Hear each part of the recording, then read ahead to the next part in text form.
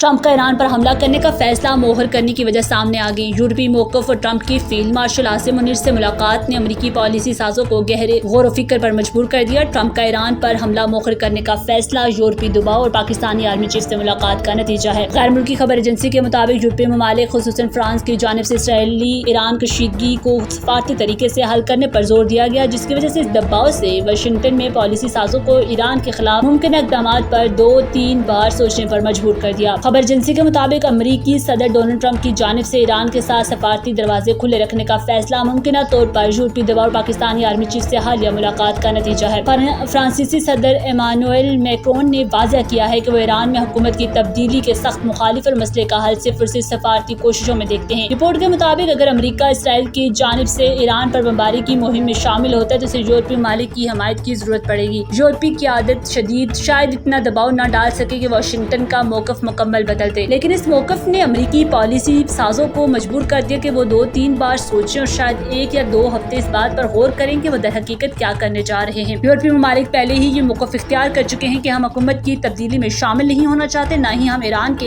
एटमी reactors पर बमबारी का हिस्सा बनेंगे। हम सिर्फ एक सफारती रास्ता तलाश करना चाहते हैं जिससे मसले का हल निकले। दूसरी जानिब बरतानवी वज़ीर ख़ारजा डेविड लेमी का कहना है कि मशरिक़ वस्ता की संगीनी सूरत हाल को रोकने का यही वक्त है। ट्रंप का ईरान पर हमले का फैसला 2 हफ्तों के लिए मौखर करना सफारती हल के लिए अहम मौका है।